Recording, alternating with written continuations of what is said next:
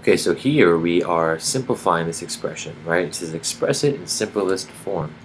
And all this means is that when we have 45 a to the fourth b to the third minus 90 a to the third over b over times b, excuse me, over 15a squared b. This means, okay, use every law of exponents that you know of and divide every number you can until everything has been reduced and you can't go any further. And it may or may not look simpler, so to speak, right? They use the word simplest at the end, but really it's about using the laws of exponents when you can. So how do we do that? Well, I think what might throw most students off here is that they try to reduce, right? Because 15 or a squared does go into terms up here. But just remember that when you have an addition or subtraction sign in the numerator, what that really means is that, here the first term, 45 a to the fourth b to the third, over 15 a squared b, right, is being subtracted by 90 a to the third b over the same denominator, right? If you remember anything about fractions, when you add or subtract them, they always have to have the same denominator, so to speak.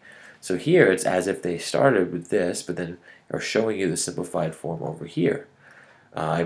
They're condensing it, so that's one denominator. And this is important because what this means is that as you break this down, you can't forget that you have to kind of divide each term, both terms, by the same denominator. Now this is not true if the sign was multiplication or division, right? As you can see here, because 45 is being multiplied by a to the fourth and b to the third, but that's just one whole term. Notice we're not dividing each part again and again and again by 15a squared times b. If it's multiplication or division, right, that term is being divided by the denominator once, as you can see happening here and there. Once you have that squared away, the rest is fairly straightforward because in the first term we have 45 over 15, right, times a to the fourth over a to the squared. I'm just dividing like terms, so to speak, and then b to the third over b. So the same variables are being divided and the same numbers are being divided. And you don't have to write this step out, I just want to make it clear for you. And then we have 90 over 15, right, times a to the third over a squared times b over b. Now you want to reduce, right? B over b is just 1. A to the third over a squared, we subtract those exponents, right? Basic law of exponents there. That's just a.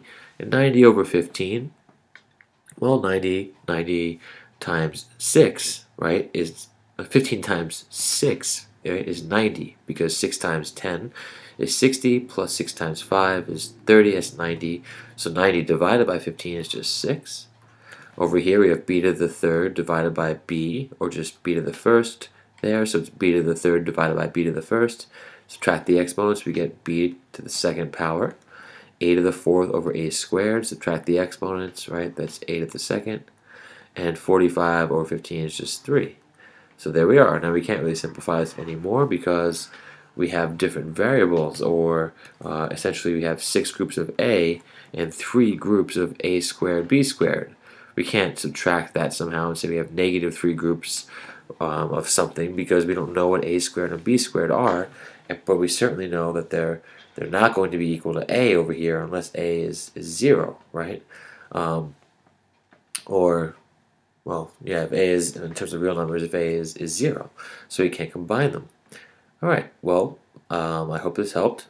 Or if a is 1, I'm sorry, or a and b are 1. But the point is, it's just a and b, a squared and b squared don't always equal a. We can't simplify them because we don't know what they are. Alright, anyway, so that's it, simplified form. I hope this helped.